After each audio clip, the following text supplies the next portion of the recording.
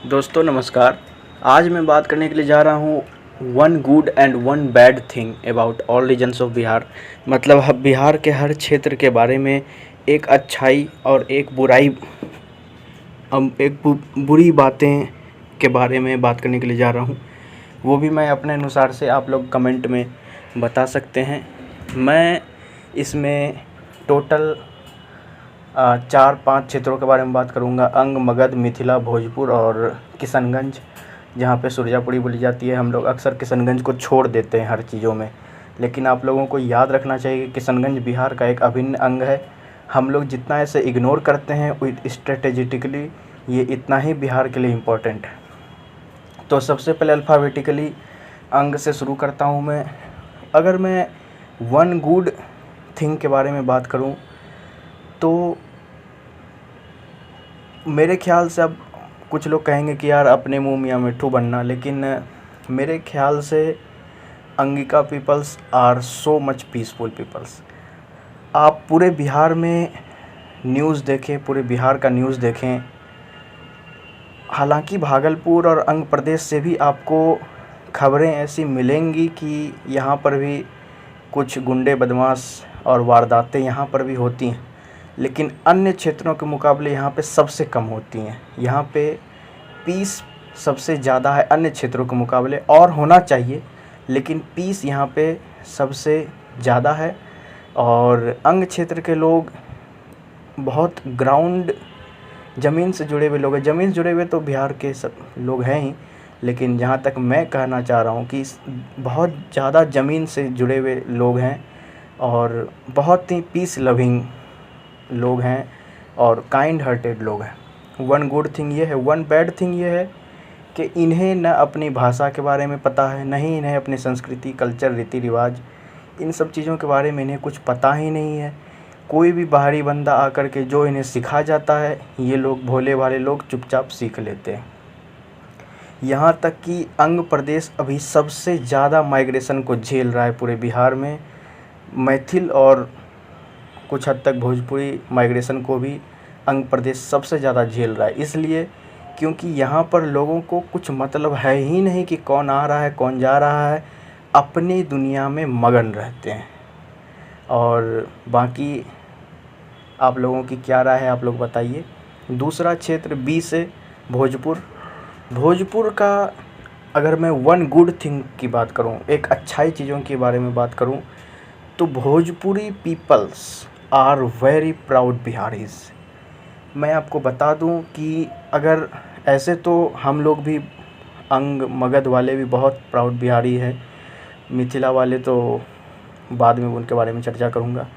लेकिन मैं आपको बता दूं कि अगर बिहारी कहलाने में सबसे ज़्यादा आगे अगर कोई क्षेत्र रहा है, बढ़ चढ़कर अपने आप को बिहारी कहलाने में यदि कोई लोग सबसे ज़्यादा आगे रहा है, तो वो है भोजपुरिया लोग।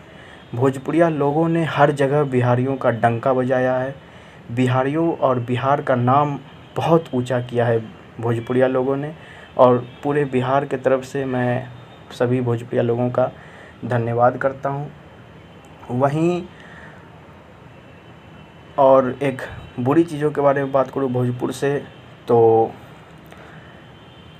अब यही है कि कुछ लोग आकर के फिर कमेंट में बोलने लगते हैं कि भाई ऐसा नहीं, ऐसा तो हर जगह है। मेरे ख्याल से भोजपुर क्षेत्र में जातिवाद बहुत भरा हुआ है, कास्टिज़म बहुत ज़्यादा भरा हुआ है भोजपुर क्षेत्र में। रग रग में भोजपुर में जातिवाद भरा हुआ है और कास्टिज़म भोजपुर में मेरे ख्याल से है तो पूरे बिहार में, लेकिन कास्टिज़म मेरे ख्याल से भोजपुर क्षेत्र में सबसे ज़्यादा। यहाँ पे मैं बिहार के भोजपुर क्षेत्र की बात कर रहा हूँ, बाकी और किसी क्षेत्र की नहीं। फिर आता है मगध, क्योंकि MA है मगध में और MI है मिथिला में। तो मगध के एक अच्छाई के बारे में यदि मैं बात करूं, तो मगध का जो इतिहास रहा है, जो गौरवशाली इतिहास रहा है, जिसके ऊपर सिर्फ मगध या बिहार या फिर पूर्वी भारत ही गर्व नहीं करता, पूरा भारत देश, पूरा भारत उपमहाद्वीप गर्व करता है। उस इतिहास और उस गौरवशाली इतिहास और उस भाषा और संस्कृति के बारे में खुद आज के मगहिया लोगों को पता ही नहीं है।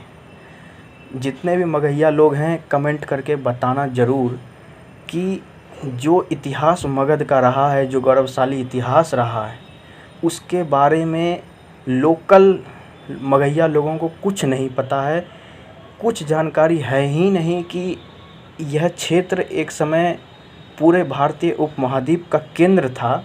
लेकिन आज इस क्षेत्र की क्या स्थिति बन गई है, जबकि भारत का मुखिया कहलाने वाला एक क्षेत्र मगध हुआ करता था, और आज भी बिहार का जो मुखिया है वो भी मगहिया ही है। लेकिन मगध की जो आज स्थिति बनी हुई है, इसके लिए कहीं ना कहीं जिम्मेदार खुद मगहिया लोग हैं, क्योंकि उन्हें अपनी भाषा के बारे में नहीं पता। किसी से पूछ लिया जाए अगर लोकल मगहिया से, तुम्हारी भाषा क्या है, तो कोई देहाती या फिर कोई भोजपुरी बोल रहा है, तो कोई हिंदी बोल रहा है, कोई, तो ये क्या समझा जाए। तो और मगध के बारे में यही इतिहास सबसे बड़ी चीज़ मुझे नज़र आती है। अब वर्तमान में अगर आप कहना चाहें कि वर्तमान का बताओ कि मगध का क्या सबसे अच्छा है, तो ये तो हो गई थी जो कि मैंने भूतकाल के बारे में बताई। अगर वर्तमान में भी बता देता हूँ, क्योंकि कुछ लोग कहते हैं यार हमें इतिहास से क्या लेना है, हमें वर्तमान के बारे में बताओ। तो वर्तमान में अगर मगध के अच्छाई के बारे में अगर बताई जाए कि एक अच्छी चीज़ क्या है मगध में, तो मगध में आज पूरे बिहार के मुकाबले जो शहर हैं, पटना हैं, गया हैं, ये सब बहुत बड़े बड़े शहर हैं। और यहाँ पे मेरे ख्याल से मगध में जो एक अच्छाई वर्तमान की, जो अगर मैं बताऊं कि वर्तमान में मगध में क्या सबसे अच्छाई है, तो यहाँ का जो पटना और गया शहर है, वहाँ पे आपको हर तरह का फ्यूचर कैरियर मिल सकता है। सेंट्रल यूनिवर्सिटी भी गया में आपको मिल जाएगी।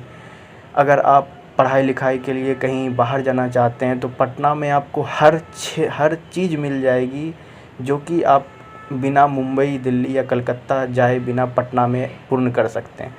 तो मगध का ये एक अच्छा चीज़ है। और बुराई यही है कि मगध वही कि किसी को पता नहीं है मगध का इतिहास, और एक कुछ हद तक नक्सलवाद का जो समस्या है वो भी है मगध में। और अंग क्षेत्र के जमुई ज़िले में भी कुछ हद तक ये नक्सलवाद की समस्या है।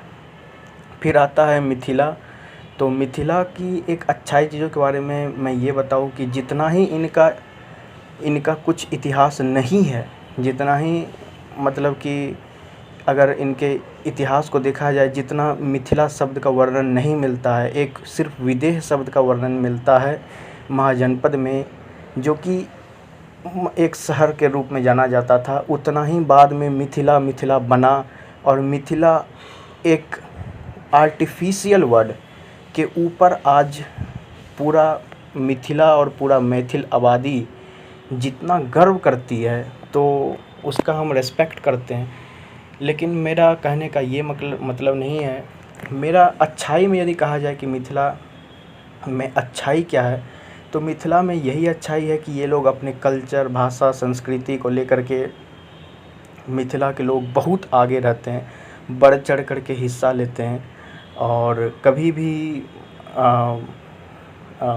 अपने संस्कृति और अपनी भाषा को नहीं छोड़ते। हालांकि छोड़ता तो कोई नहीं है, लेकिन जितना ये लोग ऑब्सेसिव रहते हैं अपनी कल्चर, भाषा को लेकर के, मेरे ख्याल से शायद और कोई लोग उतना ना रहते हों। बुराई के बारे में यदि मिथिला में ये कहा जाए, तो मिथिला के लोग ज़्यादातर अनपढ़ और इलिटरेट हैं, जिन्हें जो भी पढ़ा लिखा दिया जाता है ये लोग वही मान लेते हैं और उसी चीज़ पर विश्वास कर लेते हैं।